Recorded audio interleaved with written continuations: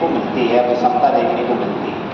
ठीक है, तो अब आपको तर्क देना पड़ेगा ना भैया, समानता कहाँ देंगे, हो गया बात हमें जी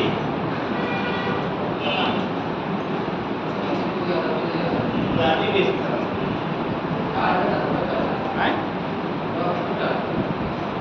चलते चलते बंद हो गया यार।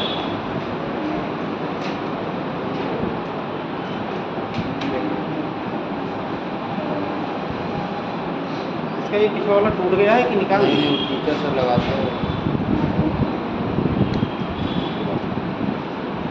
लेकिन तो कहने का मतलब ये है कि अगर कोई भी वाक्य आप लिखें, ठीक है, अगर आप ये बता दिए कि भारत में आर्थिक रूप से विषमता है, ठीक है, अगर आपने आर्थिक विषमता बता दिया, अब आपको ये भी बताना पड़ेगा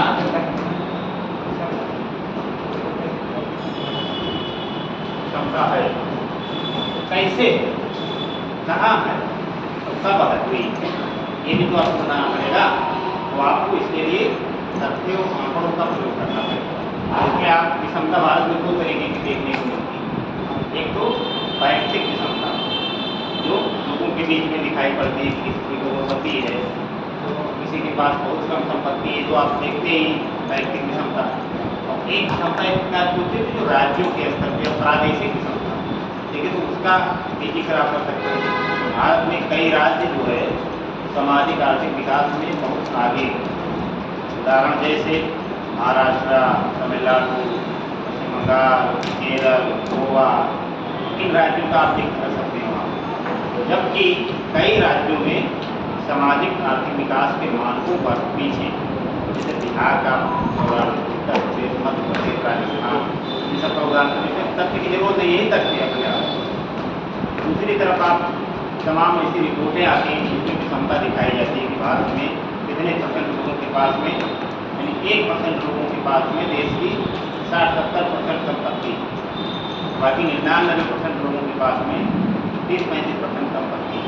इससे बड़ी विषमता क्या हो सकती है? तो ये भी क्षेत्रवाद है।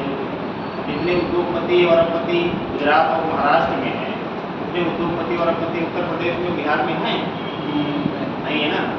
ये इस प्रकार की क्षमता को दिखाना, वहाँ की क्षमता को आप भी दो प्रकार से विभाजित करके, ठीक है, लिख दीजिए कि क्षमता को दो रूपों में विभाजित करके दिखाया जाता है। एक तरफ लिख दीजिए वैयक्तिक क्षमता, और इसके लिए तमाम रिपोर्टें जारी होगी, उसका जिक्र कर दीजिए आप। एक तरफ प्रादेशिक क्षमता में राज्य का उदाहरण आप दे दीजिए। तो इस तरफ से आपकी बात सिद्ध हो जाएगी। जो आपने कहा है कि क्षमता है, वो बात आपकी साबित हो जाएगी बिना किसी बात को आप तर्क से अगर सीधा सिद्ध नहीं कर रहे तो समझिए कि वो बात हवा हवाई होगी, बात में कोई वजन नहीं होगा, समझिए। इसीलिए तर्क और तथ्य क्या होगा, इसीलिए लेके पढ़ाना पड़ेगा। ये भी सही है, इसे भी लगा सकते हैं।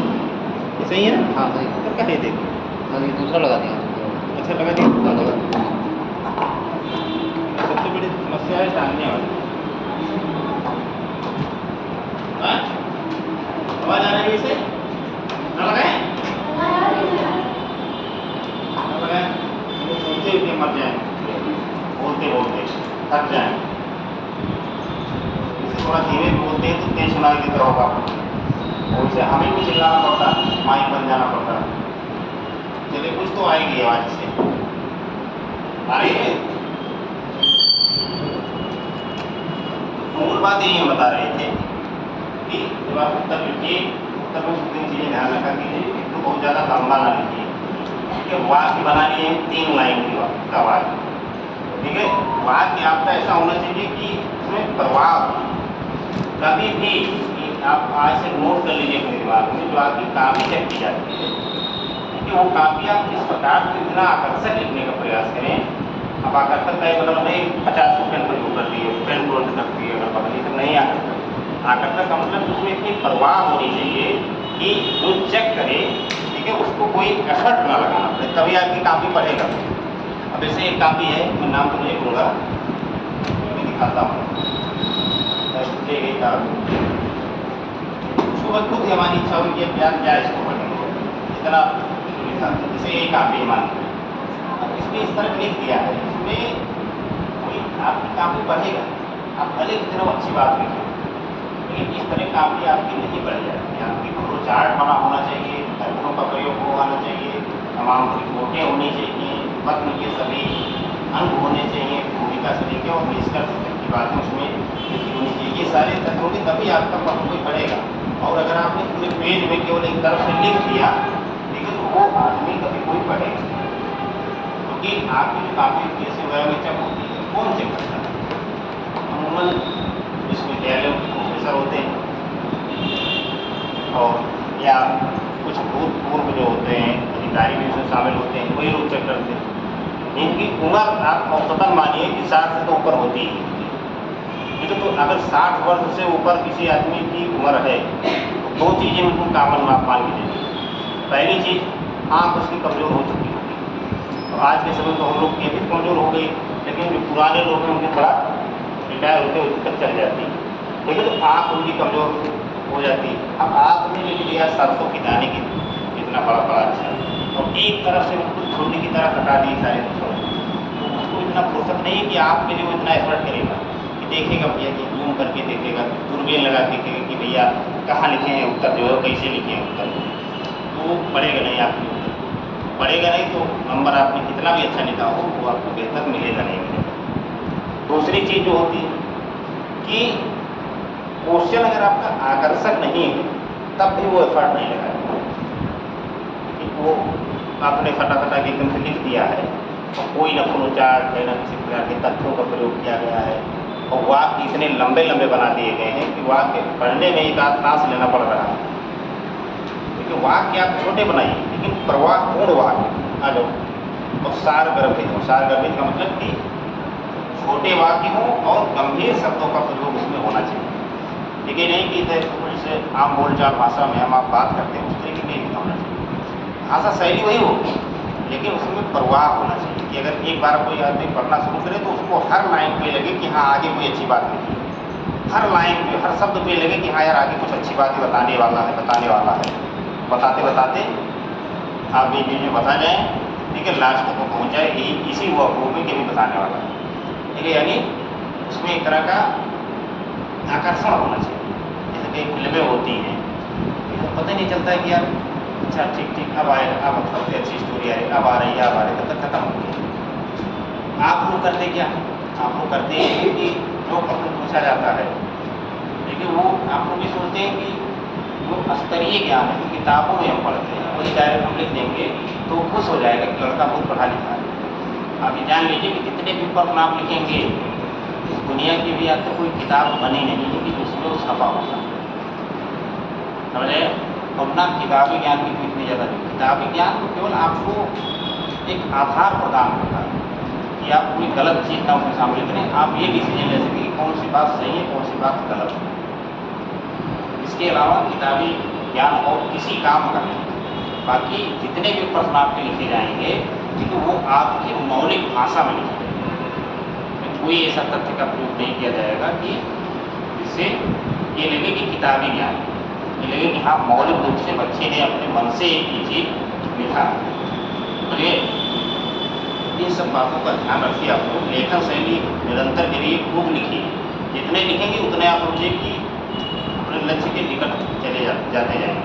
तो चेक करता है उसको पसंद आना चाहिए आपको।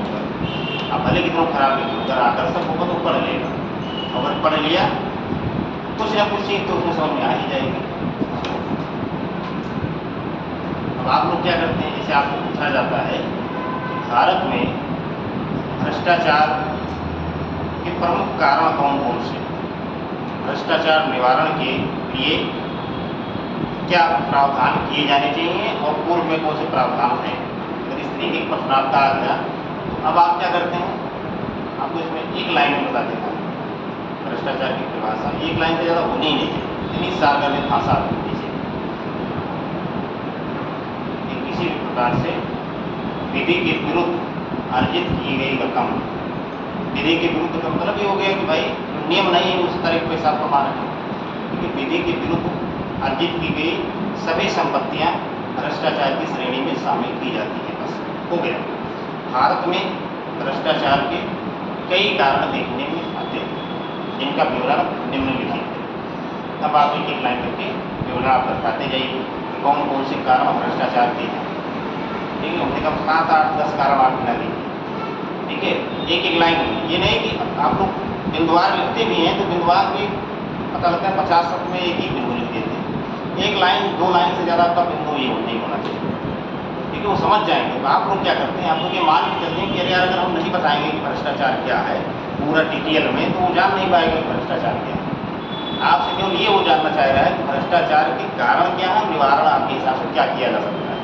अब आप क्या करते हैं, पहले तो भ्रष्टाचार के पूरी भ्रांस निकालेंगे, एक पन्ने भ्रांस निकलेगी। ठीक है, दूसरा 1-1.5 पन्ने निकालोगे, 1-1.5 पन्ने निकालेंगे तब तक आपका 150-200 शब्द हो भी चुका होगा। लास्ट में लिख देंगे कि उपरोक्त कारणों से स्पष्ट है कि भ्रष्टाचार इसीलिए है बस।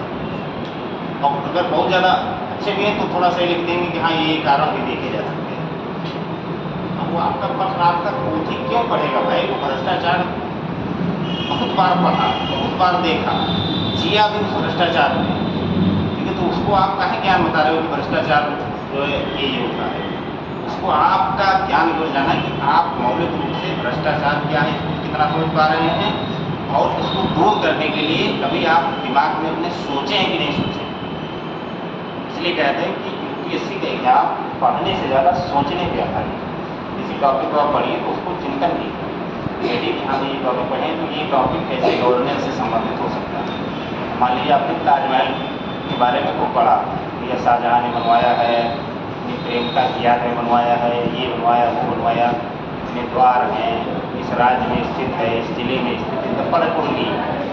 ये किसी काम का ज्ञान नहीं है। अगर किसी काम का है भी तो ये आपको फ्री केवल थोड़ा बहुत लाभ दे सकता है फ्री में भी, और हालांकि इस प्रकार के तथ्य पूछे भी हो सकता है। आपसे प्रश्न पूछा जाएगा सीधे सीधे कि उत्तर प्रदेश में पर्यटन केंद्र के रूप में मौजूद ताजमहल जैसी कलाकृति शासन प्रशासन में किस प्रकार का सहयोग प्रदान करती है, या समाज में व्याप्त धार्मिक वैमनस्यता को किस प्रकार दूर करती है। देखिए इसके क्या लाभ है, या इस प्रकार से पूछ लिया कि ताजमहल के बहुआयामी लाभ कौन कौन से हैं, आप कितना सोच पाते हैं कि इसमें कितने लाभ हो सकते हैं। तो आप उसमें ये भी दिखा सकते हैं कि एक पर्यटन स्थल के रूप में यहाँ से पर्याप्त विदेशी और देसी मुद्रा अर्जित की जाती है, आर्थिक लाभ हो गया। दूसरे लाइन में दिखा सकते हैं कि ये इस प्रकार के पर्यटन केंद्र के रूप में विश्वविख्यात है जहाँ पे सभी धर्मावलंबी यहाँ पे आते हैं, हिंदू भी आते हैं, मुस्लिम भी आते हैं, और बाकी इसके अलावा भी जो धर्मावलंबी हैं वो सभी यहाँ पे आते हैं। तो एक तरह का ये गंगा यमुनी तहजीब का एक उदाहरण है, और इससे समाज में धार्मिक विद्वेष है उसको दूर करने में सहायता मिलती है। एक तरह का जो है हेल्प मिलता है। भाई जहाँ पे अगर कोई 2 कम्युनिटी इस प्रकार की जिसमें हमेशा किसी चीज़ को लेकर तनाव है, अगर कोई चीज़ उनमें कॉमन है तो उनको निकट खिलाएगी ना। इस प्रकार से आप पसंद के अपने को लिख सकते हैं। इसके अलावा आप आर्ट एंड कल्चर के रूप में उसको दिखा सकते हैं कि हमारी पूर्व की संस्कृति का एक जीता जागता सबूत है कि हमारे पास में कितना बेहतर आर्किटेक्चर आज से 500 साल पहले भी मौजूद था। कितने बेहतर आर्किटेक्चर के रूप में पूरी दुनिया में फेमस है, वो आज से 500 साल पहले भी हमारे यहाँ मौजूद था।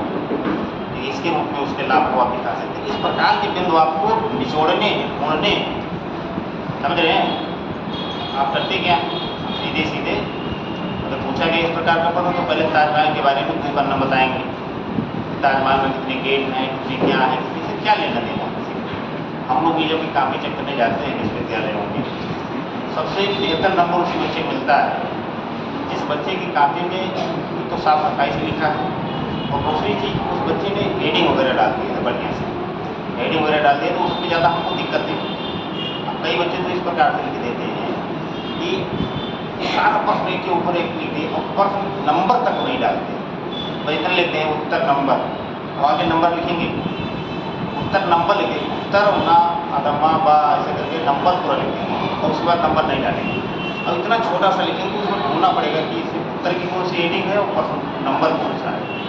तो उसमें एक कापी चेक करें, जब तक आप 5 कापी चेक करें उसमें एक कापी मुझे पड़ेगी तो गुस्सा आएगा नहीं। जब से उनको बताते हैं और उसका गुस्सा हुआ तो फिर आप लिखते मेरे जिस बच्चे का आपने बिल्कुल स्पष्ट रूप से लिखा है कि भैया प्रश्नोत्तर नंबर 1 प्रश्न ये है, प्रश्न भी लिख देते हैं, प्रश्न ये है और बिल्कुल संक्षिप्त रूप से बढ़िया से 2-2.5 पेज में लिख दिया साफ सफाई के साथ 6 नंबर। अगर 8 नंबर का क्वेश्चन तो 6 नंबर भी हम दे देते हैं, कोई कटौती नहीं। और इसने इस तरह का लिख दिया कि इसको लिखे 8 पन्ने में एक वाक्य पढ़ने नहीं आ रहा है, इतना गूंथ के लिख दिए हैं कि मुझे समझ नहीं आ रहा है। आप बहुत सारी चीज़ों को रो चार्ट के माध्यम से, मैप के माध्यम से, आंकड़ों के माध्यम से, तथ्यों के माध्यम से आप दिखाने का प्रयास कीजिए, तब आपका क्वेश्चन आकर्षक होगा। ऐसे नहीं जैसा आप लोग लिखे लाते हैं बिना तथ्यों के बाद, बिना तथ्यों के बाद तो एक आम आदमी नहीं करता है, वो भी तो यहाँ से मुख्यमंत्री से प्रधानमंत्री तक को दिन भर कर आता है।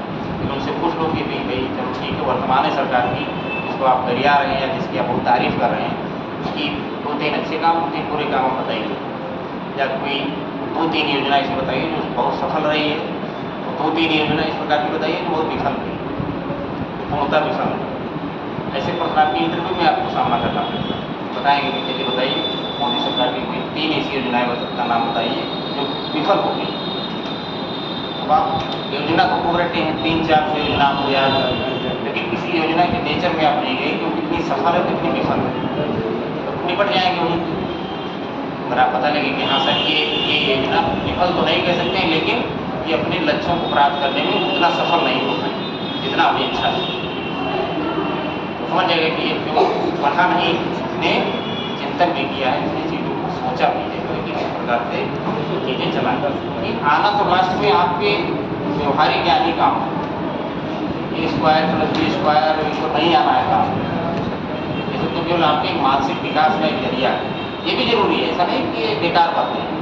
वो लोग कहते हैं अनपढ़ प्रकृति के लोग होते हैं कि ये बताओ हमको हाई स्कूल में पढ़ा दिए स्क्वायर प्लस बी स्क्वायर और ये अक्सर ये फलाना दिमाग का, अभी हमारे कोई काम ही नहीं आ रहा है, सब्जी लाने जाते हैं तो हमको मुँह से बताना पड़ता है या ये सब्जी दे दो, ये सब्जी काम ही नहीं आया। भैया जिस समय पढ़ाया गया था उस समय आपके बैल बुद्धि, ठीक है, तो आपको मनुष्य बुद्धि में बदलने के लिए सब आपको टास्क दिए जा रहे थे कि आप सोचने समझने की क्षमता विकसित हो।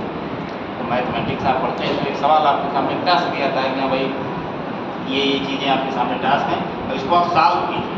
उसमें आप रुकते हैं, उसमें आप सोचते हैं 5 मिनट के लिए कि यहाँ कैसे कैसे हो सकता है, इसका गुणा यहाँ से करेंगे, यहाँ से इसको काटेंगे, यहाँ से इसको पीटेंगे, तब जाके उसका एक सटीक उत्तर। उसी प्रकार से आम जनजीवन में चीज़ें होती हैं, बहुत सारी समस्याएं आपके पास में होंगी, उन समस्याओं का कोई कारण होगा, निवारण भी होगा, तब तो आप सोच पाएंगे। कभी सोचेंगे ही नहीं, कभी चिंतन ही नहीं करेंगे तो फिर करेंगे असल मुद्दे गायब हो जाएंगे। तो ये सब काम आपको करने का प्रयास कीजिए। न्यूज़पेपर आपको बिल्कुल मैं बहुत दबाव सब कह रहा हूँ, ये सब तथ्य आंकड़े आपको तभी मिलेंगे जब आप अवेयर रहेंगे, क्योंकि किताबी ज्ञान वहाँ से बहुत ज़्यादा कुछ होगा नहीं। किताबी ज्ञान बहुत लोगों को होता है, किताबी ज्ञान डिग्री कॉलेज का प्रोफेसर है, विश्वविद्यालयों के प्रोफेसर है, उससे ज़्यादा किसी को होता है किताबी ज्ञान।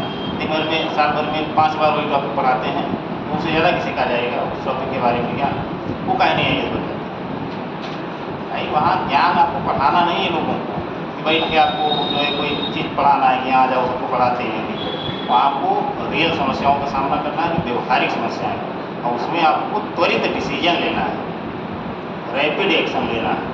नहीं 2 लोग लड़े हैं, 2 बच्चों में विवाद है, तो ये नहीं कहेंगे कि यार वो पहले सोचे तब बताते हैं 1 घंटे बाद, तब तक यहाँ निपट गए तो 50 लोग, फिर अगले दिन आपका बोरिया बिस्तर बंध जाएगा।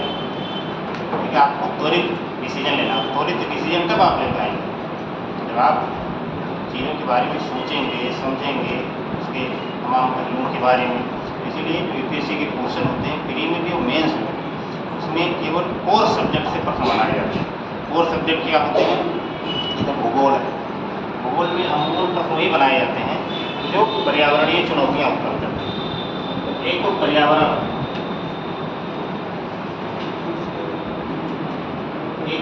आपका ऐसा सब्जेक्ट है कि उसे ठीक ठाक मात्रा में पढ़ना है, लेकिन पर्यावरण से संबंधित चुनौतियाँ, आपदा वगैरह जिससे ग्रस्त है, बाढ़, ये सब जो है, ठीक है, इससे तमाम सारे प्रश्न आते हैं। जैव विविधता की हानि, जीव जातियों को नुकसान, प्रकार के प्रश्न आपको देखने को मिलेंगे। दूसरा, कोई भी सरकार, कोई भी संगठन बिना ईंधन के नहीं चलता है, पैसे के बिना नहीं चलेगा, मुद्रा, पूंजी, इस सब के बिना नहीं चलेगा। आपसे दूसरा प्रश्न ज़्यादा होगा, वो होगा अर्थव्यवस्था से नहीं होगा, पूछेगा केन्स का सिद्धांत बताओ, पूंजीवाद क्या होता है और जो है समाजवाद क्या होता है, ये सब नहीं पूछेगा। आपके देश की नीति क्या है, विगत में क्या रही है, आज क्या है, क्यों बदली, ठीक है, कौन सी योजनाएं बहुत सफल हैं, कौन सी विफल हैं, क्यों विफल हैं, क्यों सफल हैं, इससे संबंधित आपको प्रश्न पूछे हैं। जो आपकी आर्थिक समीक्षा आती है बजट के समय, बजट में तो पढ़ते ही होंगे आपको, जब बजट आता है उसकी एक रिपोर्ट आपकी आर्थिक समीक्षा पर होती है।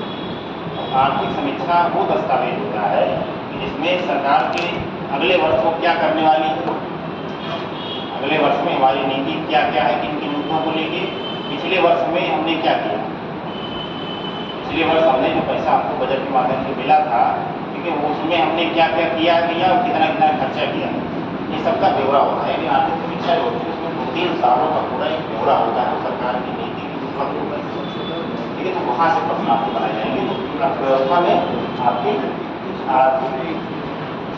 आर्थिक परिस्थिति जो आपकी है वर्तमान की, उससे प्रश्न आपको बनाए जाएंगे।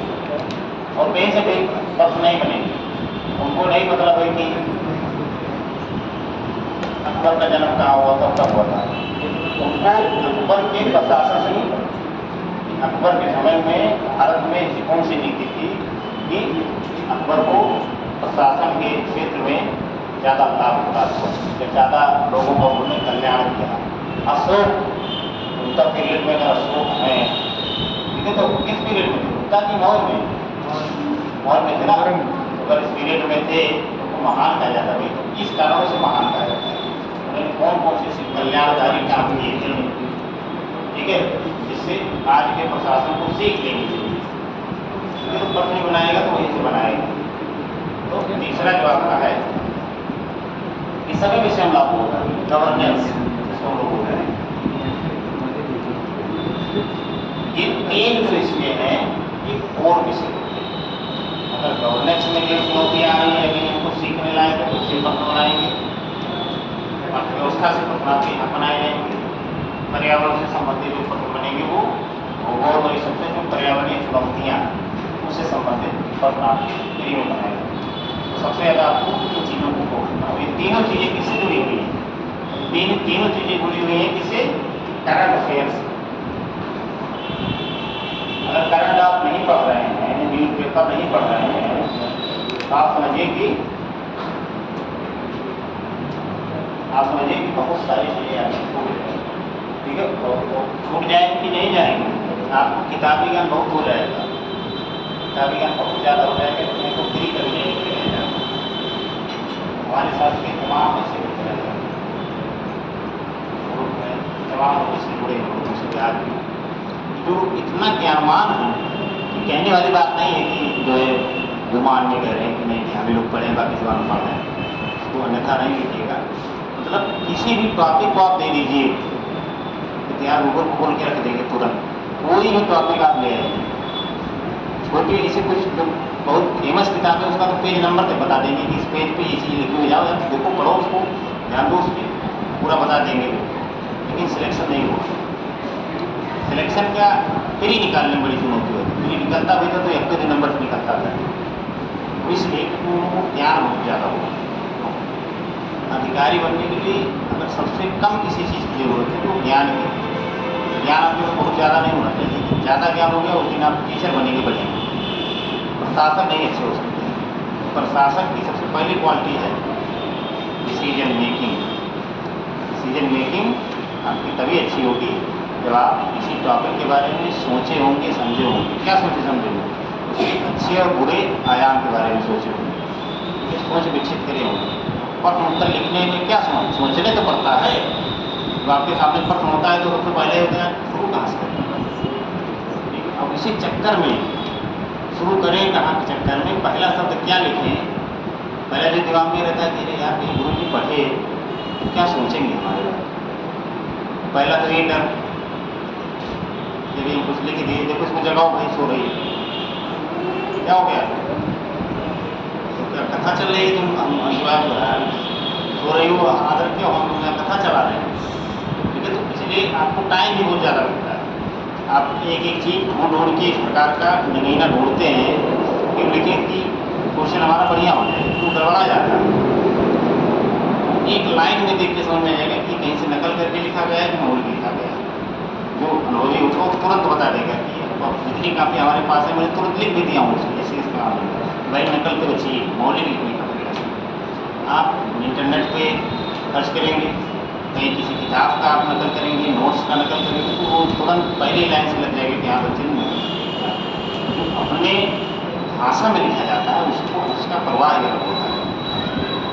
समझे? इन सब चीज़ों बचिए, समय अभी लगने दीजिए, लेकिन आप केवल अगर नकल भी कीजिए तो तथ्यों का नकल कीजिए।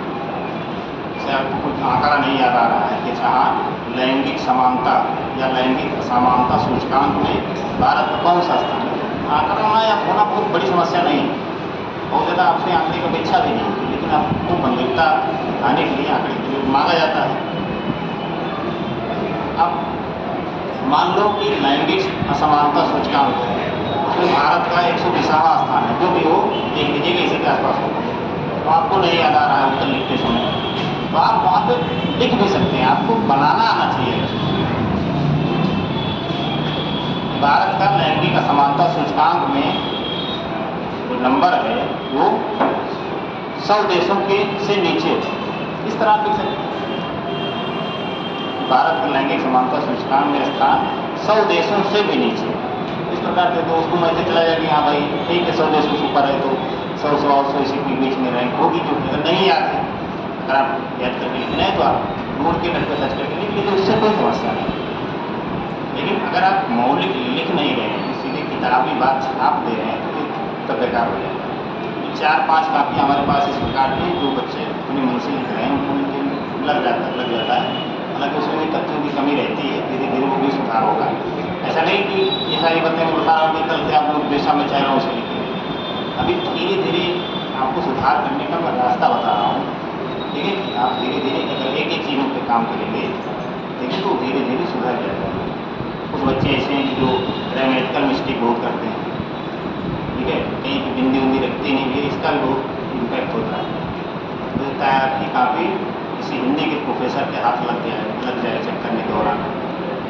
निबंध की कापी अमूमन वही लोग चेक करते हैं, वो जानते हैं वो कहाँ लिखे वो कहाँ नहीं लिखे, उससे उनको मतलब ही नहीं। उनसे मतलब क्यों इस बात से कि कितनी शुद्धियाँ आपने की, गिने देंगे वही एक बहुत लोग। हम बहुत लोग क्या हम ही कहीं पर ऐसा गलत लिखे थे, जैसे हम पुराना नोट अपना जब भी पलटते हैं आज से 7-8 साल पहले वाला, तो फिर जितनी जगह संसद लिखा है उसमें इतनी जल्दबाजी था कि ऐसे लिखते हैं बिंदी उंदी में लिखे डाले नहीं, ये सशक्त हो जाएगा। यहाँ पे बिंदी रखना, इसको भी गलतियों में काउंट किया जाता है। अगर कहीं पर पूर्णविराम आपको लगाना आपने नहीं लगाया, कहीं कामा लगाना है आपने नहीं लगाया, तो वो सब भी आपकी गलतियों में गिना जाता है। और वो सब शब्दों में काउंट होता है। आपको अगर 200 शब्द में लिखना है तो पूर्णविराम भी उसमें काउंट हो गया जाए,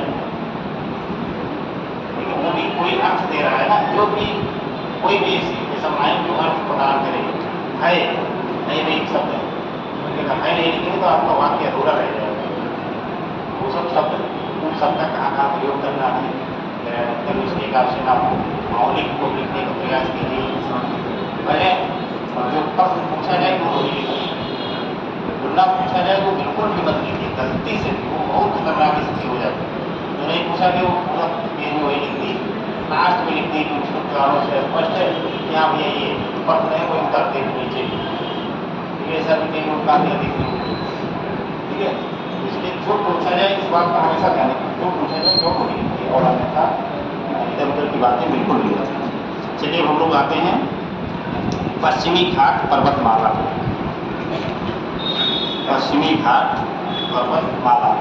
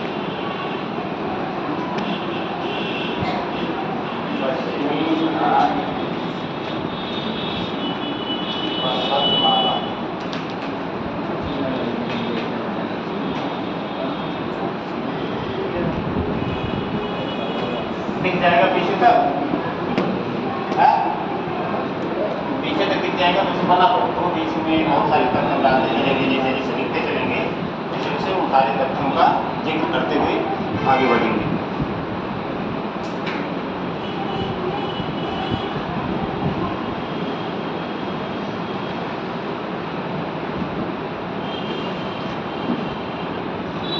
आप यहाँ मान लीजिए ताप्ती भ्रंश से शुरू होता है, ताप्ती भ्रंश।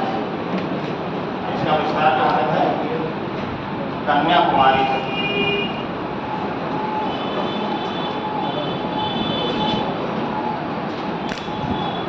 कन्याकुमारी तक ये लगभग 1500 किलोमीटर से भी अधिक, यानी लगभग 1600 किलोमीटर इसकी क्या है लंबाई, 1600 किलोमीटर लंबाई।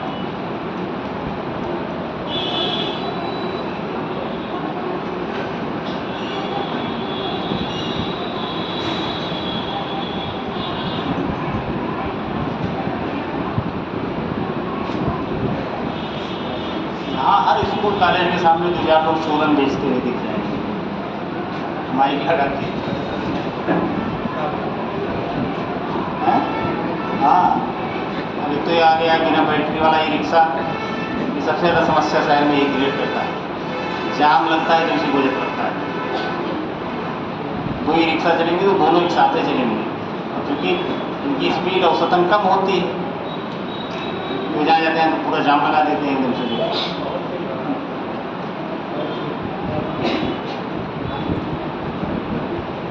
बना लिए? चलिए थोड़ा लिखते चलिए, उसमें हम सजाते चले जाएंगे, बस आप लोग लास्ट में बना लीजिएगा। जगह इसलिए पहले बनवा दी कि जगह छोड़िएगा। देखिए, पश्चिमी घाट पर्वत का विस्तार ताप्ती भ्रंश से लेकर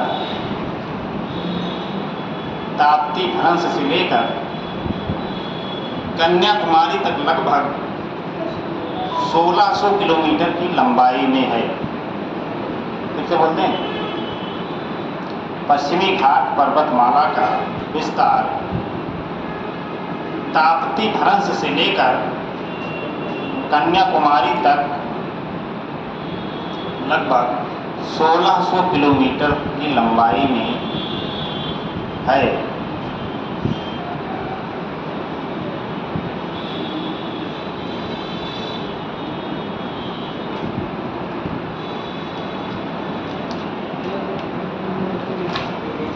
देखिए 1600 किलोमीटर की लंबाई तक है, हो गया वाक्य। देखिए, इसी वाक्य को अगर आप लिखेंगे, देखिए सारगर्भित लिखना और वैसे लिखने में अंतर हो जाता है। और वैसे मान लीजिए को लिखना है तो आप लिखें यह पश्चिमी घाट पर्वतमाला ताप्ती भ्रंश से शुरू होता है। तो दूसरा वाक्य से बनाएंगे कन्याकुमारी तक या फैला हुआ है। और फिर तीसरा बनाएंगे इसकी लंबाई 1600 किलोमीटर तक है। ये 3 वाक्य आपका हो जाएगा। ठीक है, तो सारगर्भित जब आप लिखेंगे पश्चिमी घाट पर्वतमाला का विस्तार ताप्ती भ्रंश से लेकर कन्याकुमारी तक लगभग 1600 किलोमीटर है। बस काम खत्म, एक लाइन में 1 लाइन में हो जाएगा काम लोग। सारगर्भित और यानी कई वाक्यों को आप कई तथ्यों को एक ही लाइन में दिखाने का प्रयास कीजिए। छोटे वाक्य बनाइए, लेकिन उसमें 1-2 बातें हों कि आपको लाइन टू लाइन ना बनाना पड़े, तो छोटे वाक्य बनाइए। कुछ लोग तो क्या करते हैं 4-5 लाइन का एक वाक्य बनाते हैं तब सांस लेते हैं। ठीक है, ये आप चलो इसमें गूंथ दो, सारा जितना याद है तो गूंथते चले जाओ। और उसको जानते हैं, उसको जब आप पढ़ेंगे शुरू कहीं से और हुआ था, खत्म कहीं और होगा। शुरू वर्तमान काल से हुआ, खत्म भूतकाल में हो रहा है। भावा लिख देते हैं कई लोग। ठीक है, तो एक बार मैंने कई लोग बात लिखा है कि एक बार बात लिखने के बाद खुद नहीं पढ़ा करो, पूरा प्रश्न लिखने के बाद में एक बार बैठ के पढ़ा करो, तो देखो खुद को हंसी आएगी फिर यार ये हम क्या लिख दिए। ठीक है, अभी आज आप शुरू किए लिखना ना, आज के 7-8 साल बाद इसको फेंक तो देंगे नहीं, कहीं ना कहीं रखा ही रहेगा आपका भाई नोट्स है या तमाम ऐसी चीज़ें। तो आज के 7-8 साल बाद पढ़ेंगे तो खुद पे हंसेंगे कि यार मैं इतना गधा था, ये सब ये मैं लिख देता, मैं खुद हंसता हूँ। हमारे पुराने नोट्स हैं जो है शुरुआत तैयारी हम लोग शुरू किए थे, तो बहुत सारे नोट्स अभी हमारे रखे हुए करंट अफेयर्स के तमाम जो है, उसको पढ़ने पे अगर हमको हंसी आती है कि यार इतना गया गुजरा आदमी में था, ये भी बताइए लिखने कोई चीज़ थी और इस तरह लिखने की आवश्यकता थी, तो उससे तो आप लोग भी हंसी आएंगे, ऐसा नहीं है। आगे लिखिए, इस पर्वत का निर्माण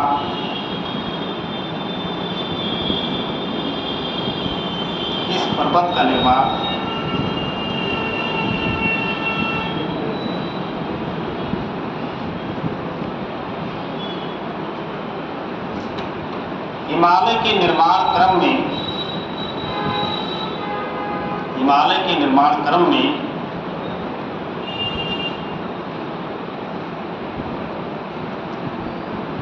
प्रायद्वीपीय भाग के पश्चिमी भाग का पार्श्व अवतलन होने से हुआ है। पार्श्व अवतलन होने से हुआ है। पार्श्व अवतलन होने से हुआ है। इसीलिए इसका ढाल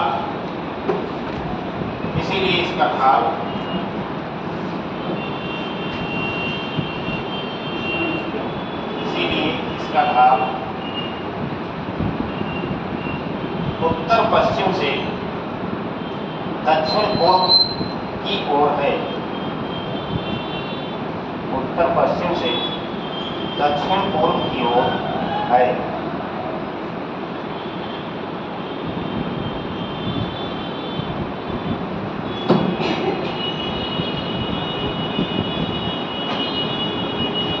हिमालय के निर्माण क्रम में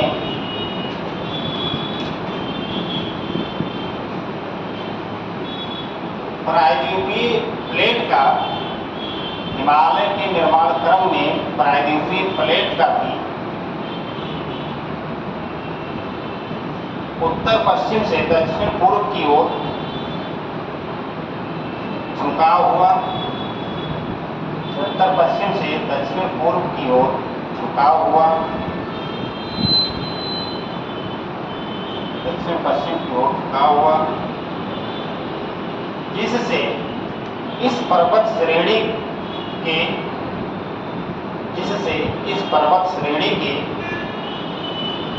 दक्षिणी भाग का उत्थान हुआ।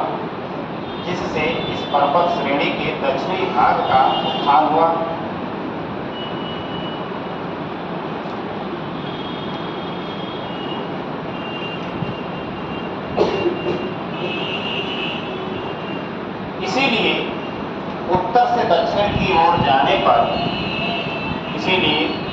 उत्तर से दक्षिण की ओर जाने पर पश्चिमी घाट पर्वतमाला की ऊंचाई बढ़ती है।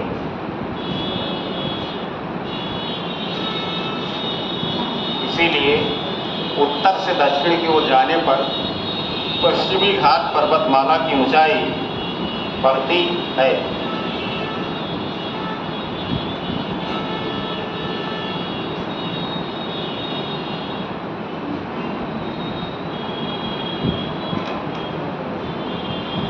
अब इसमें भी ये माना जाता है कि हिमालय का निर्माण हो रहा था, ठीक है, प्लेट जाके हिमालय से टकरा रही थी, तो प्रायद्वीपीय खंड जो है इसके बगल के पार्ट का जो है अवतरण हो गया। अवतरण का मतलब कि धंस जाना और उत्थान का मतलब उठ जाना, ठीक है। तो प्रायद्वीपीय भाग है, इसके पश्चिमी भाग का एक पार्श्व का अवतरण हो, पार्श्व का तटीय क्षेत्र का अवतरण हो गया, नहीं वो नीचे धंस गया। वो नीचे धंसा तो अगल बगल वाला क्षेत्र ऊंचाई पे आ गया। तो ढाल जो बनी, ढाल भी आप पश्चिमी प्रायद्वीपीय भाग की अगर देखेंगे तो ढाल भी लगभग इस क्षेत्र से इसी ओर की दिशा में, इसलिए जितनी नदियाँ यहाँ से निकलती हैं पश्चिमी घाट से, वहीं से बहते हुए जो है यहाँ पे आके प्रवाहित होती है। चाहे वो महानदी हो, गोदावरी हो, कृष्णा हो, कावेरी हो, पेन्नार हो, तमाम ऐसी छोटी बड़ी नदियाँ हैं, ठीक है, जिनका सबका जो प्रवाह का दिशा है वो सब इसी दिशा में प्रवाहित होती है। और जैसे जैसे आप उत्तर से दक्षिण दिशा की ओर जैसे जैसे बढ़ते चले जाएंगे, ठीक है, वैसे वैसे पश्चिमी घाट पर्वतमाला की ऊंचाई में वृद्धि होती चली जाएगी। ठीक है, दक्षिणी भाग में आप यहाँ सब देखेंगे, उसको मैं बताऊँगा अलग से, अन्नामलाई की पहाड़ियाँ, कार्डमम की पहाड़ियाँ, पालमी की पहाड़ियाँ, ठीक है, ये सब बहुत ही सुंदर स्थानों में से एक है। और इस पूरे पश्चिमी घाट पर्वतमाला पे जैव विविधता बहुत ज़्यादा है। जैव विविधता आप समझ रहे होंगे, जहाँ पे बहुत सारी प्रजातियाँ एक इकोसिस्टम के अंदर प्रवास करती हों, ठीक है। इसलिए इस क्षेत्र में बहुत सारे इको सेंसिटिव जोन घोषित किए गए हैं क्षेत्र, ESZ। इको सेंसिटिव जोन का मतलब ये होता है कि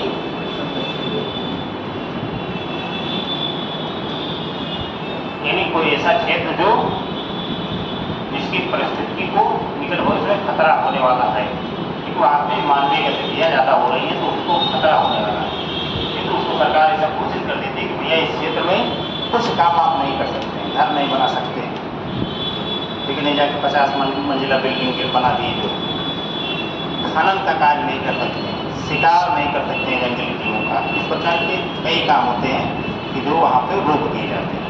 अभी पिछले साल, ये साल है 2022 की शायद घटना, 22 के 21 के लास्ट की घटना है, केरल में 2-3 लोग जो दबंग टाइप के लोग थे, उन्होंने समुद्र के बिल्कुल तट के पास में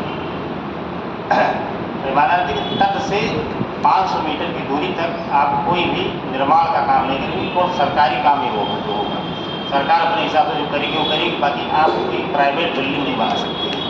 और 2 लोगों ने मिलकर बना दिया 22 मंजिला बड़ी बड़ी इमारत। सी फेसिंग रहेगा, वो सब जानते हैं, वो सब 50-50 करोड़ के उसमें फ्लैट बना के बेच होती है। सब जो है मामला सुप्रीम कोर्ट पहुंच गया। सुप्रीम कोर्ट ने कहा कि भाई ये तो बहुत गंभीर मामला है, ये तो आपने संवेदनशील क्षेत्र में बना दिया है, ESZ वाले क्षेत्र में, इको सेंसिटिव जोन वाले क्षेत्र में बना दिया, और 3 बिल्डिंगों को गिरा दिया। 3 बिल्डिंगों को गिराने का आदेश दे दिया, ठीक है, गिरा दी गई बिल्डिंगें जो समझ रहे हैं। अब कुछ लोग भी लग सकता है कि यार लाखों करोड़ों रुपए लगा होगा बिल्डिंग बनाने में, और बेकार में गिरा दी। बेकार में नहीं गिराए, वो नजीर बनेगा, बहुत महत्वपूर्ण होता है ऐसे मामले में, डिसीजन लेना बड़ा महत्वपूर्ण होता है, वो नजीर बनेगा। नहीं तो कल के डेट में बहुत लोग इस प्रकार की बिल्डिंग बना के और कब्जियाँ लेंगे। जैसे गाँव में, ग्रामीण क्षेत्रों में पहले जब नहर की खुदाई होती थी तो उसमें नहर में लोगों की ज़मीन का अधिग्रहण सरकार करती है। नहर में भाई नहर जाना है तो जितने लोग इस रास्ते में, नहर कैसे बनती गाँव में, जैसे एक मुख्य नहर बना दिए, एक मुख्य नहर मान लो बढ़ गई, इसमें ज़्यादा पानी है, अब इसी नहर से अपना उड़ाला निकालने वाले छोटी छोटी नहर निकालते हैं, छोटी छोटी नहर। तो अब सरकार ने कहा कि जरूरत नहीं है, सिंचाई वजह से तो इस प्रकार का बना देती है, तो 2 लाभ हो जाएगा। तो सिंचाई लोगों को हो जाएगी जब पानी सुविधा नहीं रहेगी, और दूसरा जब बाढ़ वगैरह हमारे पास आएगी, ज़्यादा पानी हो जाएगा, तो इन्हीं नहरों के माध्यम से वितरित कर दिया करेंगे। 2 लक्ष्य थे इसके। अब जिन लोगों को खेत उसमें जाने वाला था, आदमी बहुत ज़्यादा कानूनी होता है ना, तो सारा सरकार से आगे बढ़ के सोचता है। अगर कोई कानून सरकार बनाती तो तोड़ने वाले उसको पहले ही तोड़ निकाल लेते कि अच्छा इसमें ऐसे किया जाएगा तो मजा आएगा। अब उसमें लोगों ने क्या किया, इसी में जाके मंदिर बनाना शुरू कर दिया। उसी के रास्ते में जहाँ उनका खेत जाना है, मंदिर बनाना शुरू कर दिया। ये रियल घटना को बता रहा हूँ, हमारी क्षेत्रीय घटना है। अब मंदिर इस प्रकार से नहीं बनाए, ऐसे लाइन से 7-8 मंदिर, यहाँ ऐसे रोड वो तो जाती। लेकिन सरकार तब से पावरफुल होती है, भाई सरकार कुछ भी कर सकती है। तो अधिकारियों को पता लगा तय हो जा रहे हैं तो बहुत विवादित मामला हो जाएगा। अगर मंदिर कहीं गिर गया तो क्या होगा, मतलब बहुत समस्या हो जाएगी। पूरा पब्लिक जो है भाई गुस्सा जाएगी, और सरकार की नज़र में भी हम बहुत खराब अधिकारियों में ले जाएंगे। तो क्या किए जानते हैं, उसमें तो जहाँ पे मंदिर बनाए थे उसको केवल छोड़ दिए, जितने मंदिर बनाए थे उसके अगल बगल खोद दिए, बनाए रहो मंदिर, पूजा करो। पानी आया नीचे से, जैसे पानी आया कट गया, आधा तो मंदिर गिर गया। मंदिर गिराने में अगर फंसते तो फिर मामला सांप्रदायिक सौहार्द वाला ही सब दिया जाता है, आजादी सौहार्द जो है। तो उसने दोनों तरफ से खनन कर लिया और बीच में उस क्षेत्र को छोड़ दिया। जो अब उस क्षेत्र को छोड़ दिए तो भाई हमने मंदिर को हाथ नहीं लगाया। बाद में जब पानी आया तो धीरे धीरे उसका आधार घटता गया। अब आधार जितना बचेगा तो उतना बड़ा बिल्डिंग को थोड़े रुक पाएगा, तो गिर गई। इसी प्रकार से यहाँ पे भी जो तटीय क्षेत्र हैं, जो इको सेंसिटिव क्षेत्र हैं, पश्चिमी घाट पर्वतमाला जैसे, ठीक है, ये इन सारे क्षेत्रों में कानून तोड़ने वालों की कमी नहीं है। नहीं तो सुप्रीम कोर्ट ने कहा कि अगर हम इसको नहीं गिराएंगे, इतना रुपया लगा के बनाया है आदमी, तो एक नज़ीर बनेगा। अब बहुत लोग इससे प्रेरणा लेंगे कि चलो ठीक है, बिल्डिंग बना लो तो भैया बच जाओगे, ज़मीन अपनी हो जाएगी, आपको रुपया कमा लो, उसके बाद बेच बाच के अपना फुर्सत वो लोग, नुकसान सरकार का होगा, नुकसान वहाँ की जनता का होगा। तो चुनाव की शुरुआतें है, काम को नहीं गिरा दूँ, तो आगे लोग अब यही सीख लेंगे कि भैया नहीं बनाना है, वहाँ नहीं इतना रुपया लगा दो कि सब चौपट हो जाएगा पूरा। जो इस प्रकार से इसको इको सिस्टम या जैव विविधता के रूप में परिपूर्ण क्षेत्र होने के नाते इकोलॉजिकल हॉट स्पॉट विकास का आगे भी घुमाएंगे इसको। ऐसे थोड़ा सा लिखो आप लोग, आ जाओ क्या लिखो। इसलिए दक्षिण की ओर जाने पर इसकी ऊंचाई में वृद्धि होती है। बहुत सारे भौगोलिक क्षेत्रों का नाम हमारे इतिहास से लिया गया है, तमाम ऐतिहासिक साक्ष्यों के आधार पर लिया गया है। तो पश्चिमी घाट पर्वतमाला को भी पुराणों में जो इसका नाम दिया गया वो सहयात्री पर्वत के नाम से जाना जाता है, सहयात्री पर्वत।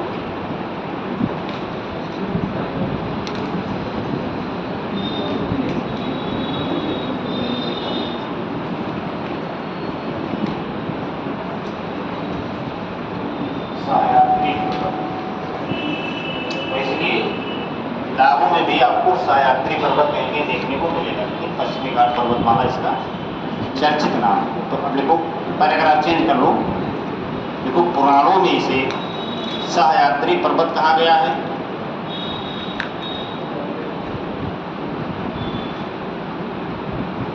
पुराणों में इसे सहयात्री कहा गया है। इस पर्वतमाला का ढाल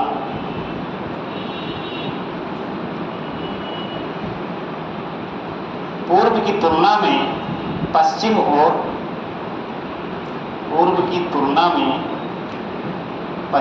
ओर कम देखने को मिलता है।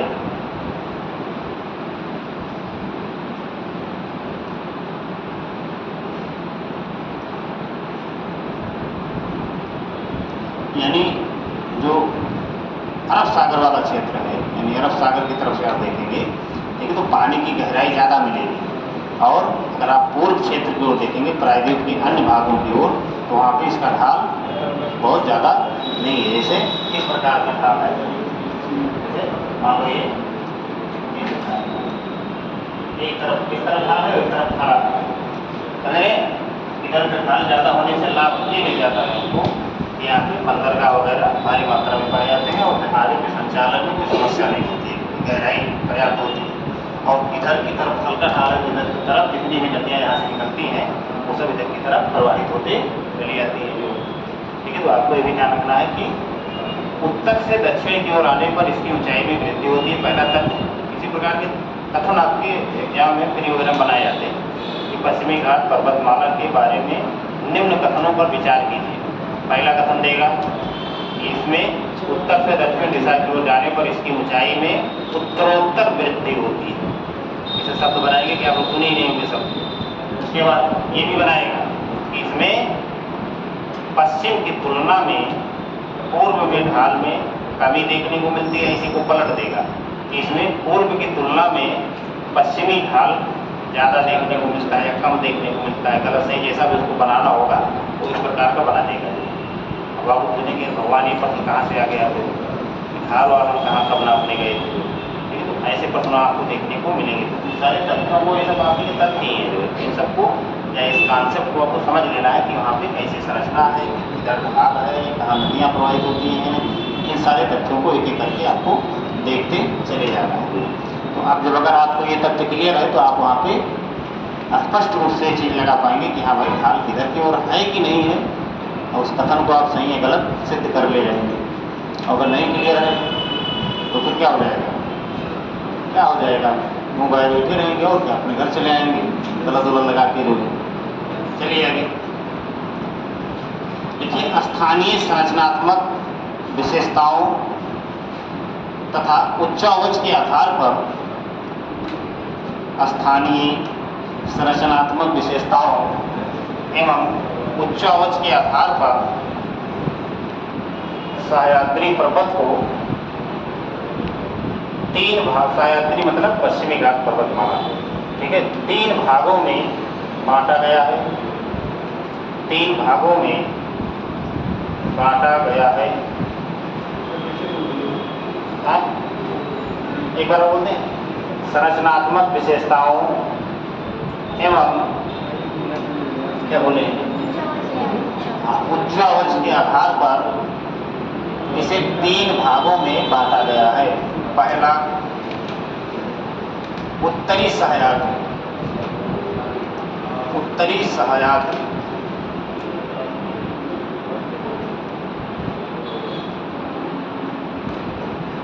उत्तरी से मैं लिखता जाता हूँ, उत्तरी सह्याद्री पहला, तो ये कहाँ से, ताप्ती भ्रंश से लेकर, ताप्ती भ्रंश से 16 डिग्री उत्तरी अक्षांश तक, ताप्ती भ्रंश से 16 डिग्री नॉर्थ अक्षांश, उत्तरी अक्षांश लिख लीजिएगा आप लोग, ठीक है, जगह पर है। दूसरा है मध्य सह्याद्री, अब इसको समझाएंगे, परेशान नहीं होने की जरूरत। मध्य सह्याद्री, मध्य सह्याद्री आपकी 16 डिग्री नॉर्थ अक्षांश से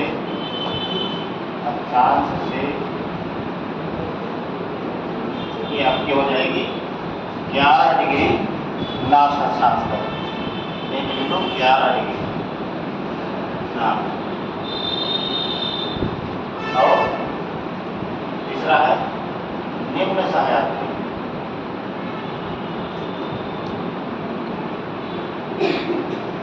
निम्न सह्याद्री आपकी 11 डिग्री करीब अक्षांश से 8 डिग्री अक्षांश तक, 8 डिग्री उत्तरी अक्षांश तक,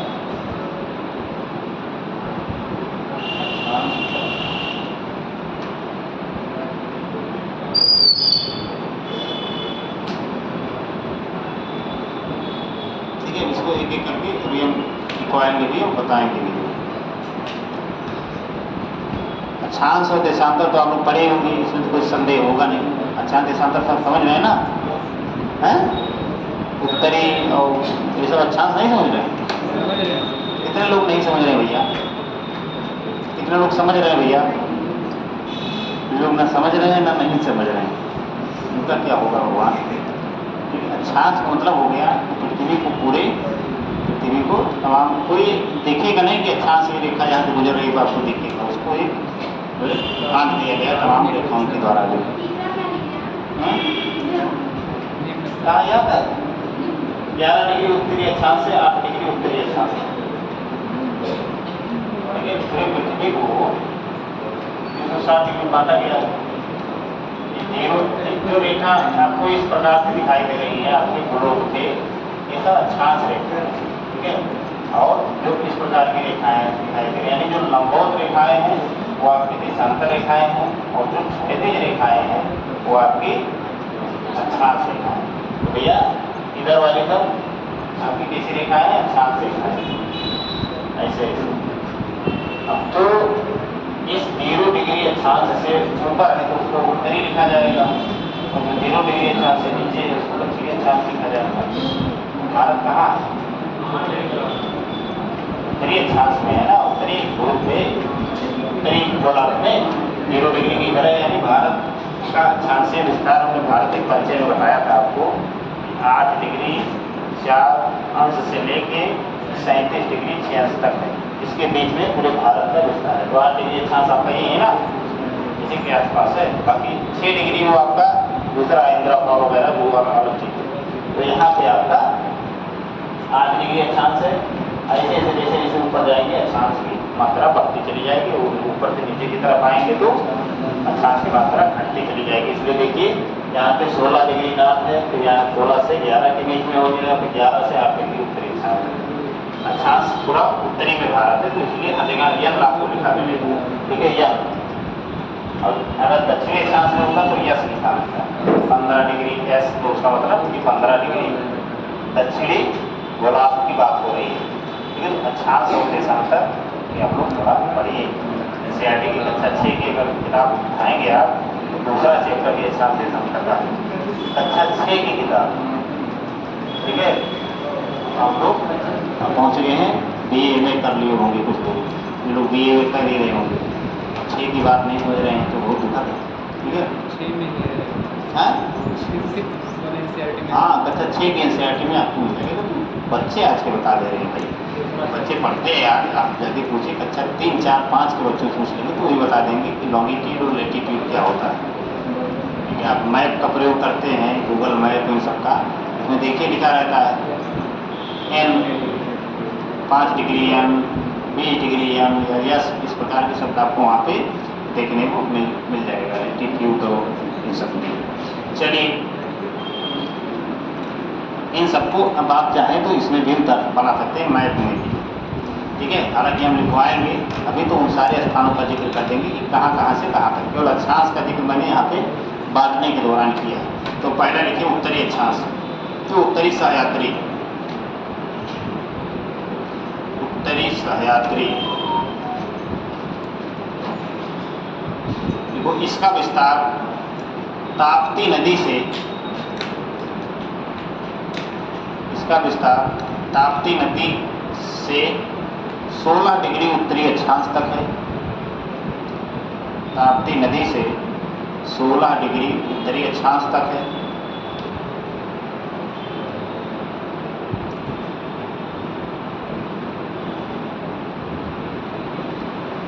संरचनात्मक दृष्टिकोण से उत्तरी सह्याद्री में ग्रेनाइट एवं नीस चट्टानों के ऊपर, ग्रेनाइट एवं नीस चट्टानों के ऊपर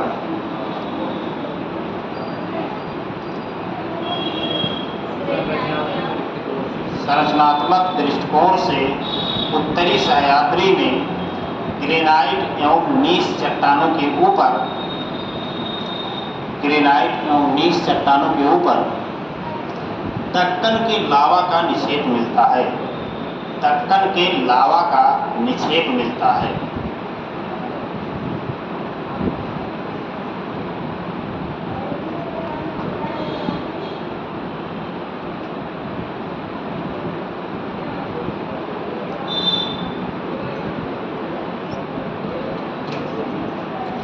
अब महाराष्ट्र में आपने देखा होगा अजंता की पहाड़ी, हरिश्चंद्र की पहाड़ी, बालाघाट, सतमाला पहाड़ियाँ, ये सब क्या हैं? ये सब उत्तरी सह्याद्री की ही पहाड़ियाँ हैं, ठीक है। अजंता एलोरा तो गुफाएँ भी उसी से संबंधित हैं।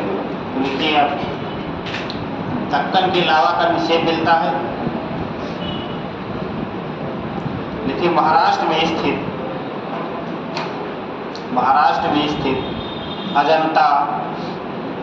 अजंता, बालाघाट, हरिश्चंद्र श्रेणी महाराष्ट्र में उपस्थित या अवस्थित अजंता, बालाघाट, हरिश्चंद्र श्रेणी, सतमाला पर्वत, सतमाला नहीं सतमाल लिखिए, सतमाल पर्वत उत्तरी सह्याद्री के ही विस्तार हैं। उत्तरी सह्याद्री के ही विस्तार हैं।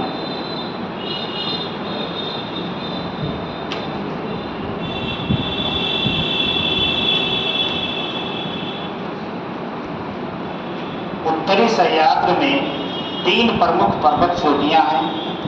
3 प्रमुख पर्वत चोटियां हैं। महाबलेश्वर, तीन प्रमुख पर्वत चोटियां हैं, महाबलेश्वर,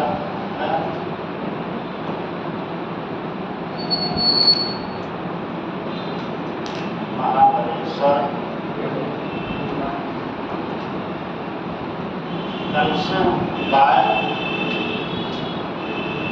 और तीसरा सल्लहर। तीन प्रमुख पर्वत चोटियां हैं, तीनों का नाम लिख दीजिए, सल्लहर, कलसूबाय, महाबलेश्वर। इनमें कलसूबाय उत्तरी सह्याद्री की सबसे ऊंची चोटी है। इनमें कलसूबाय उत्तरी सह्याद्री की सबसे ऊंची चोटी वाली सबसे ऊंची चोटी है, जबकि महाबलेश्वर से कृष्णा नदी निकलती है। जबकि महाबलेश्वर से कृष्णा नदी निकलती है।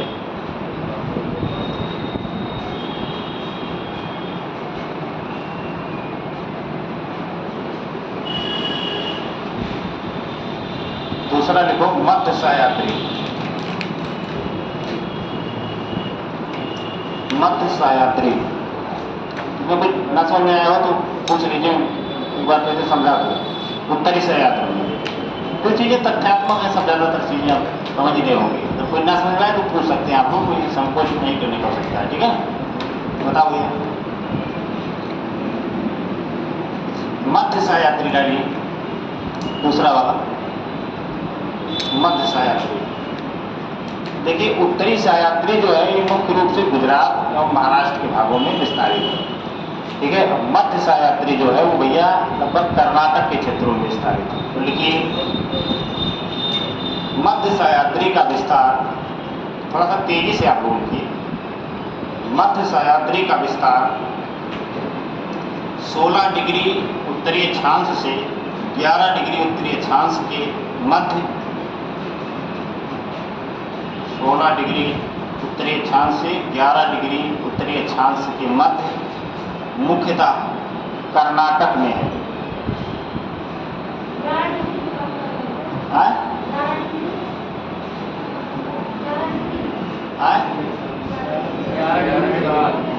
11 डिग्री उत्तरी अक्षांश के मध्य मुख्यतः कर्नाटक राज्य में है, जहां इसे बाबा भूतन की पहाड़ी के नाम से भी जाना जाता है। जहाँ इसे बाबा भूतन की पहाड़ी के नाम से भी जाना जाता है। ठीक है,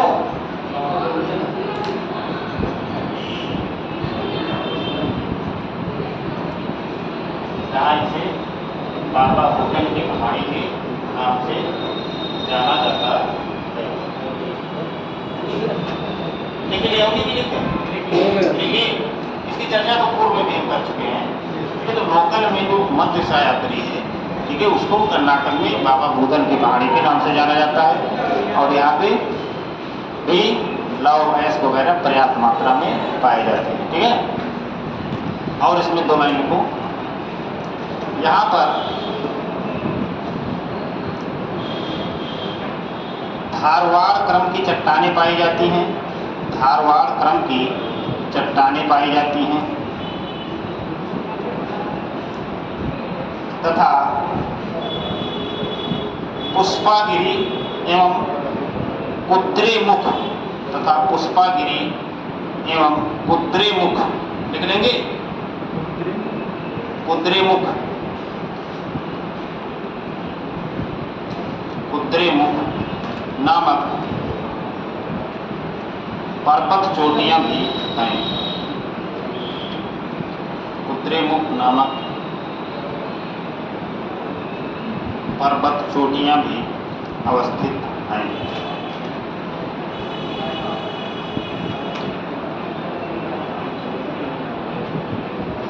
बस इसमें हो जाता है। दक्षिणी सह्याद्री का फटाफट डालते हो, भी बहुत सारे तक इसमें और मैप के माध्यम से समझाएंगे, क्लियर हो जाएगा, परेशान होने की जरूरत नहीं।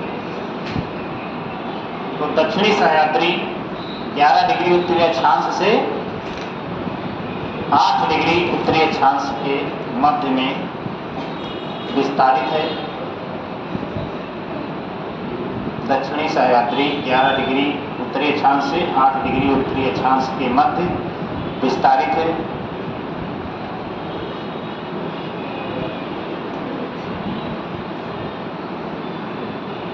लेकिन नीलगिरी श्रेणी के पास नीलगिरी श्रेणी के पास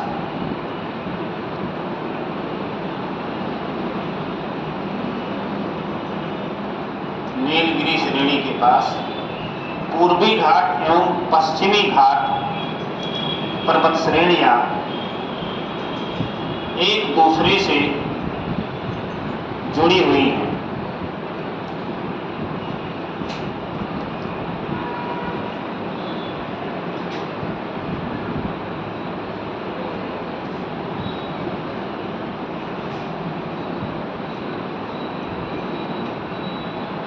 लेकिन नीलगिरी में सबसे ऊंची चोटी नीलगिरी की सबसे ऊंची चोटी डोडा बेट्टा है। डोडा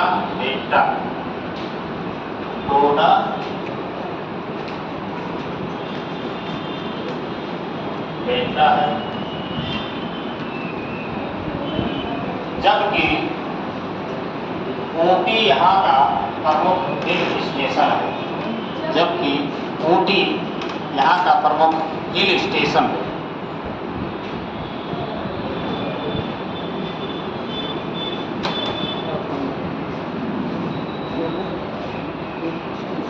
ऊटी यहाँ का प्रमुख हिल स्टेशन है।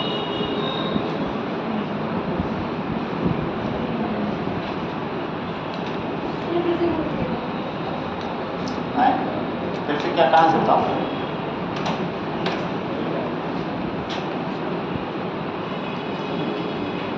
ये नीलगिरी की सबसे ऊंची चोटी डोडा बेट्टा है। जबकि ऊटी यहाँ का प्रमुख हिल स्टेशन है। थोड़ा सा मैप में समझाते हैं तो आप लोग समझ जाएंगे। इसमें दक्षिणी सह्याद्री में आपने एक ऐसी चीजें लिखा है, थोड़ा सा आपको जानना पड़ेगा। देखिए जो आपका पूर्वी घाट है, इसी मैप में बना देते हैं, आपको दूसरी जगह बना देते हैं, हम ये इसी बनाएंगे। लेकिन जैसे पश्चिमी घाट पर्वतमाला है उसी प्रकार से पूर्वी घाट पर्वतमाला भी लेकिन ये सतत क्रम में उतना नहीं लिखना। पश्चिमी घाट है, पश्चिमी घाट पर्वतमाला उतनी सतत, पूर्वी घाट पर्वतमाला उतने सतत रूप में नहीं है जितना पश्चिमी घाट पर्वतमाला है। अब पश्चिमी घाट और पूर्वी घाट ऐसे आगे ये भी मिल जाते हैं। इसी क्षेत्र को जो मैं उसको रट कर दे रहा हूँ, ठीक है। ये अब जैसे जैसे मैंने ये भी बताया है कि जैसे जैसे पश्चिमी घाट में आप दक्षिण की ओर आएंगे वैसे वैसे इसकी ऊंचाई भी बढ़ती चली जाएगी। तो ये भैया जो क्षेत्र है जो मैंने प्रिंट कर दिया, ये क्षेत्र है नीलगिरी।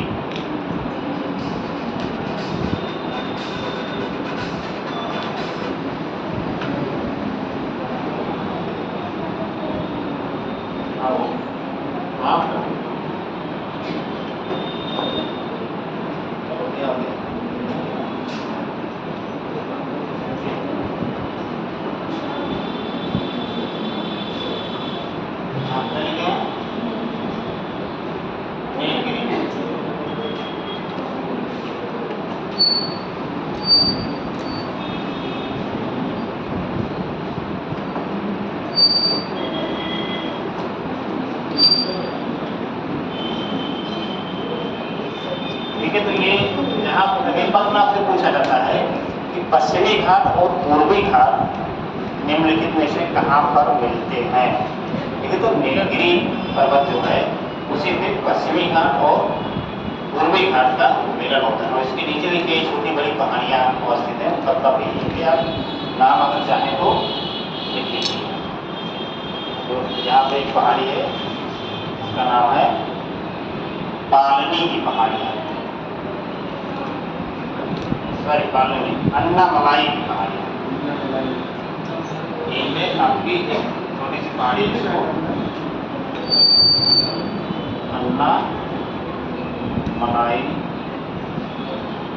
की पहाड़ी कहा जाता है। इसके भी जो नीचे पहाड़ी है उसे कार्डमम की पहाड़ी कहा जाता है। कार्डमम की पहाड़ी, कार्डमम की पहाड़ी है। और जो सबसे नीचे है उसे नागरकोयल की पहाड़ी कहा जाता है। नागरकोयल या नागरकोयल,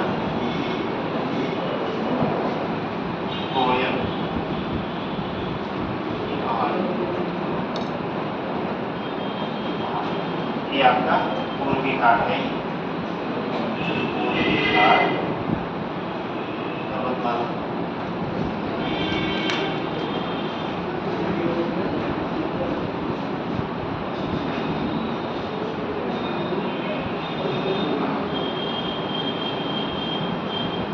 ये नागरकोयल, नागरकोयल पहाड़ी। ये सब पहाड़ियों की चर्चा आपके एग्जाम में भी होगी और तमाम जगह पे आपसे पूछा भी जाएगा। ठीक है, इन सब के बारे में आप क्लियर रहेगी कहाँ पे कौन सी पहाड़ी अवस्थित है।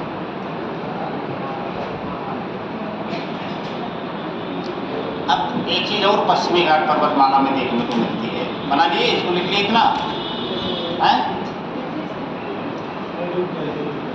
रुके भैया रुके, कहाँ जा रहे हैं आप?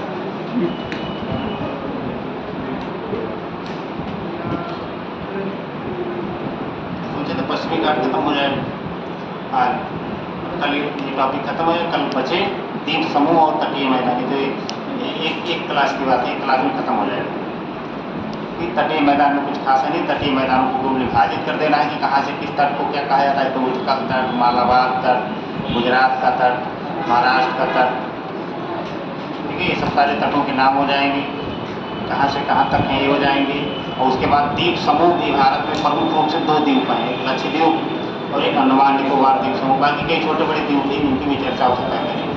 ठीक है, तो उसमें ज़्यादा समय लगना नहीं। सबसे बड़ा समय तो आपका हिमालय मैदान और प्रायद्वीप, इन्हीं 3 में लगता है। पूर्वी घाट में भी कुछ ज़्यादा देखना नहीं, पूर्वी घाट उतना बड़ा उसमें कुछ चीज़ नहीं है। ठीक है, पश्चिमी घाट के बारे में भी 2-4 तथ्य मिल पाएंगे इसमें। प्रयास आप बोलेंगे। अब ये पर्वतमाला है पश्चिमी घाट, ठीक है, तो जाहिर सी बात है कि कगार के रूप में होगी, कहीं ऊंचाई होगी, कहीं कम ऊंचाई होगी। तो आर पार इस पर्वतमाला की, अब क्योंकि एक चीज़ यहाँ पे इतनी ध्यान दीजिए, ऐसा नहीं कि पर्वतमाला के उधर कुछ नहीं, पर्वतमाला के उधर भी छोटा सा पतला तटीय मैदान है। ठीक है, तो अब जाहिर सी बात है कि तमाम दर्रों के माध्यम से, दर्रे का मतलब हो गया सीधा सीधा कि जहाँ पे ये जो पश्चिमी घाट पर्वतमाला है ये असतत है, यानी वहाँ पे इसमें वो इस प्रकार के दर्रे 3-4 हैं, उनका भी नाम लिख लीजिए। ठीक है, नाम लिख लीजिए कहाँ पे व्यवस्थित है। तो लिखे पैराग्राफ चेंज करके इसी में आगे बढ़िए, लिखते चलिए।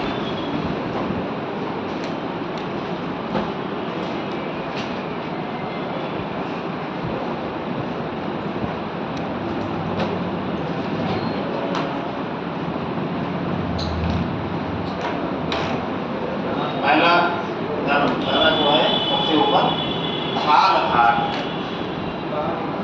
खाल घाट, याद है खाल घाट, ये बात खाल घाट, यानी खाल घाट के माध्यम से आप तटीय मैदान से मुख्य प्रायद्वीप की तरफ आते जाते हैं। छोटा सा पर्वत के बीच में ही एक सग्र मार्ग होता है, उसी को लोग जो है दर्रा बोलते हैं। दर्रा और पश्चिमी जो है पर्वतीय क्षेत्र में, हिमालयी क्षेत्र में भी बहुत सारे दर्रे आपको देखने को मिलेंगे। तो इसको लोग बोलते हैं खाल घाट दर्रा, खाल घाट दर्रा। और खाल घाट दर्रे से जो मार्ग जाता है, जो मुंबई शहर है, समझिए कि पश्चिमी घाट की इधर ही मुंबई शहर को समझिए कि एक द्वीप पे बसा हुआ है। तो अगर मुंबई से आपको जुड़ना है तो इस पश्चिमी घाट पर्वतमाला को क्रॉस करना ही होगा। तो अब मुंबई तो आर्थिक राजधानी भारत की मानी जाती है, तो इससे तो हर शहर जुड़ेगा ही जुड़ेगा। लेकिन दर्रों के माध्यम से नेशनल हाईवे बनाए गए, एक्सप्रेस वे बनाए गए। ठीक है, तो ये खाल घाट दर्रा है, ये किन 2 शहरों को जोड़ता है। एक तो मुंबई है ही है, और दूसरा कौन सा शहर है? दूसरा आपका है नासिक। तो मुंबई से नासिक के बीच में जो रास्ता जाता है वो खाल घाट से हो जाता है। मुंबई से नासिक, नासिक। और दूसरा दर्रा जो ये आपका है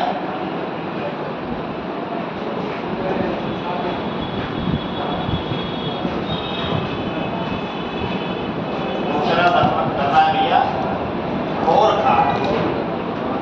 यहाँ पे दर्रा एक और दिख रहा है, ठीक है। इस दर्रे का नाम है घोर घाट। घोर घाट किसको किसको जोड़ता है? मुंबई से पुणे। मुंबई से पुणे को एक्सप्रेस में गया है वो घोर घाट दर्रे से होती है। ऐसे लिख लो, मुंबई से पुणे के बीच में ये दर्रा विकसित है।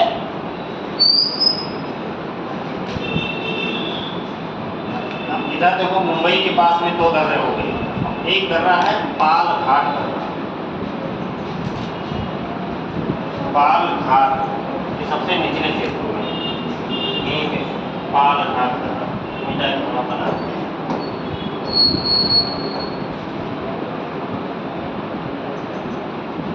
ये मान लो यहाँ पे पाल घाट दर्रा तो पाल घाट दर्रा। पाल घाट दर्रा किसको किसको जोड़ता है भैया? अब ये दक्षिण भारत में, तो ये दक्षिण भारत के क्षेत्रों को जोड़ता होगा। तो ये जोड़ता है भैया कोचीन, कोयम्बटूर और चेन्नई। कोचीन, कोयम्बटूर और चेन्नई, इसको जोड़ता है। कोचीन, कोयम्बटूर और चेन्नई के बीच में जो एक्सप्रेस वे बनाए रहेगा वो किसके माध्यम से जाएगा? पाल घाट दर्रे के माध्यम से।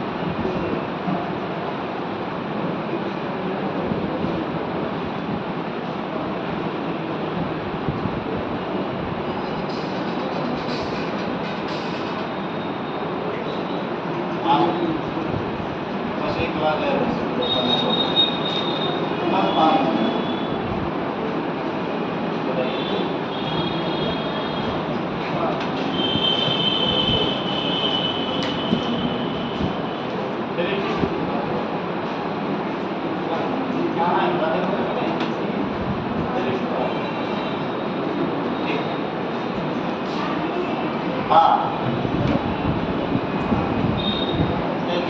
में थोड़ा हम लोग करवा देते हैं। बाल घाट दर्रा बनाया वो यहाँ पे बनाइए कि यहाँ जो है ये इसके नीलगिरी के नीचे देखिए, यहाँ पे नीलगिरी पर्वत के नीचे इसको पेड़ बना के यहाँ करते हुए इसको पूरा करते हुए, ठीक है। थोड़ा हम काफी पहुँच गया होगा, तो जैसे आप एक कंट्रोल टाइप में हो तो उसके लिए मैंने एक बनवा दिया। दूसरा जो आपका है सेनकोट दर्रा। सेनकोट दर्रा भी पिछले क्षेत्रों में है। यहाँ पे आपके कार्डमम और अन्नामलाई की पहाड़ियाँ हैं, यहाँ पे सेनकोट दर्रा।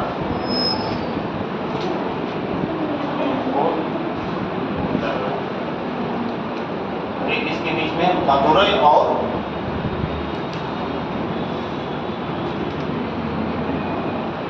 तिरुवनंतपुरम से मदुरई के बीच अलग लिख लो। यहाँ पे थोड़ा ज़्यादा हो गया, हमारे भर गया, थोड़ा मिटाते भी नहीं, ज़्यादा हो गया।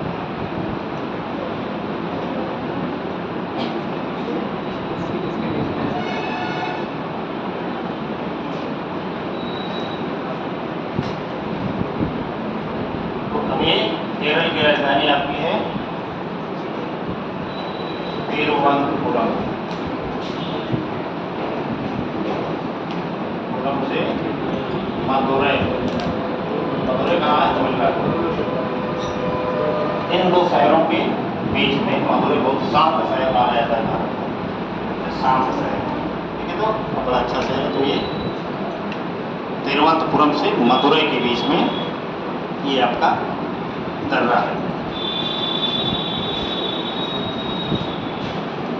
ठीक है, तो आपको नीलगिरी पर्वत याद रखना है, अन्नामलाई की पहाड़ियाँ याद रखना है, कार्डमम की पहाड़ियाँ याद रखना है और नागरकोइल की पहाड़ियाँ भी याद रखना है। कार्डमम माने जानते हैं क्या होता है? इलायची। तो कई जगह आपको इलायची की पहाड़ियाँ भी देखने को मिलेगा, तो आश्चर्यचकित मत होइएगा कि भगवान ये कौन सी पहाड़ी है। ठीक है, कार्डमम की पहाड़ी को मतलब इलायची की पहाड़ी भी कहीं कहीं आपको दिख जाएगा। अब एक छोटी सी एडिंग डालिए, 3-4 दिन उसमें लिखवा दें बस। पश्चिमी घाट पर्वतमाला की अन्य विशेषताएं। पश्चिमी घाट पर्वतमाला की अन्य विशेषताएं।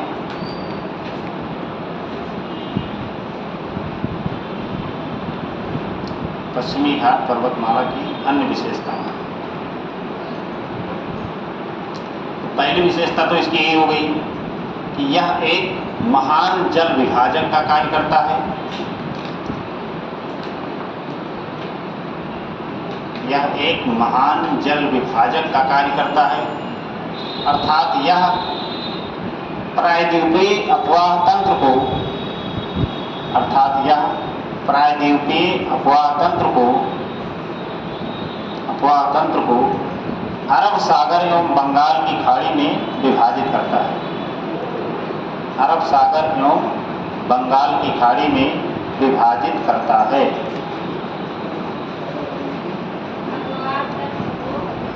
हैं? इसके बाद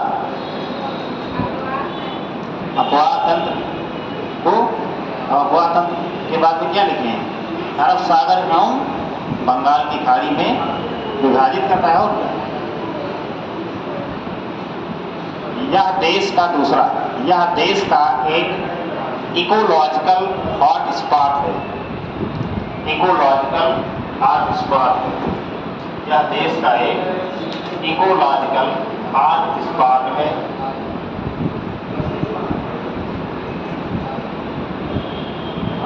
इकोलॉजिकल हॉट स्पॉट है। बहुत महत्वपूर्ण तथ्य है।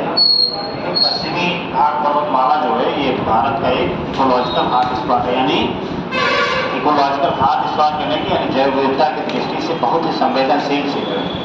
ठीक है, बहुत सारे स्थानीय जीव जंतु भी यहाँ पे पाए जाते हैं। स्थानीय जीव जंतु का मतलब ये हो गया कि ये दुनिया में भी पाए ही नहीं जाते, जो पश्चिमी घाट के क्षेत्रों में ही देखने को मिलते हैं।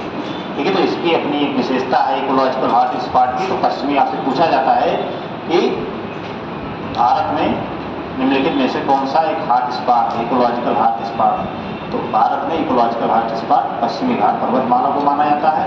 और एक है पूर्वी भारत, ये म्यांमार से लगा हुआ क्षेत्र सुंदरलैंड, ठीक है, उसको भी माना जाता है। तो ये आगे चल के हम लोग देखेंगे। दूसरा देखो, इसे यूनेस्को के द्वारा विश्व धरोहर स्थल घोषित किया गया है। इसे यूनेस्को के द्वारा, यूनेस्को का नाम नहीं सुने आप लोग? सुने ना? तो उसी के द्वारा इसे विश्व धरोहर स्थल घोषित किया गया है।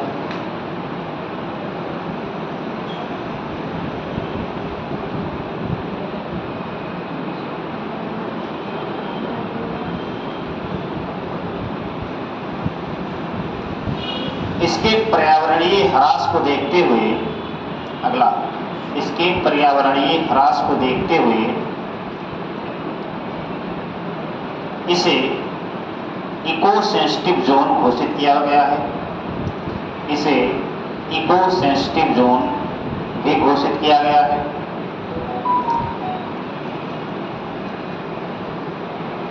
अर्थात खनन जैसी गतिविधियां प्रतिबंधित होंगी। इको सेंसिटिव जोन घोषित किया गया है, अर्थात खनन जैसी गतिविधियां प्रतिबंधित हैं।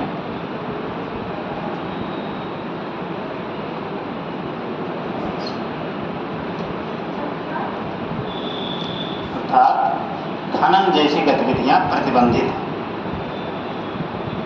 अब पश्चिमी घाट पर्वतमाला की इन्हीं सारी चीज़ों का अध्ययन करने के लिए सरकार ने कई बार कमेटी का गठन किया है। कि भैया आप विचार कीजिए कि इसमें क्या क्या किया जा सकता है। एक कमेटी गठित हुई थी के कस्तूरी रंगन कमेटी, के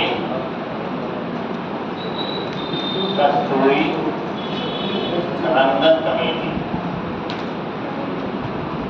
एक कमेटी गठित हुई थी धर्माधिकारी कमेटी। ये दोनों कमेटी पश्चिमी घाट के संबंध में अध्ययन के लिए गठित की गई थी, सरकार को सुझाव देने के लिए कि यहाँ का जो इकोसिस्टम क्षेत्र है या जैव विविधता से परिपूर्ण क्षेत्र है, इसके ह्रास को कैसे रोका जाए और इसमें कोई सुझाव अगर हो या जो वास्तविक स्थितियाँ हैं कि कौन कौन से जीव अभी विलुप्त होने की कगार पर पहुँच गए, कहाँ कहाँ अवैध चीज़ें हो रही हैं, कहाँ कहाँ सारी चीज़ें, एक गोल अध्ययन करने के लिए सरकार ने ये 2 कमेटियाँ गठित की थी। तो आपसे एग्जाम में पूछेगा प्री वगैरह में कि पश्चिमी घाट से निम्नलिखित में से किस कमेटी का संबंध है, या पश्चिमी घाट से निम्नलिखित में से कौन सी कमेटी संबंधित है। ठीक है, तो धर्माधिकारी कमेटी कई बार पूछा है और एक कस्तूरी रंगन कमेटी भी इसी से संबंधित है। देखिए, पश्चिमी घाट पर्वतमाला के पश्चिमी भागों में, पश्चिमी घाट पर्वतमाला के पश्चिमी भागों में उष्णकटिबंधीय सदाबहार वन मिलते हैं। उष्णकटिबंधीय सदाबहार वन मिलते हैं। पश्चिमी भागों में उष्णकटिबंधीय सदाबहार वन मिलते हैं। नेचुरल वेजिटेशन पढ़ाया जाएगा, यानी प्राकृतिक वनस्पति, तो इसे बताया जाएगा कि उष्णकटिबंधीय सदाबहार वन और ये सब कहाँ पाए जाते हैं। ठीक है, तो आज के लिए खत्म पश्चिमी घाट पर्वतमाला।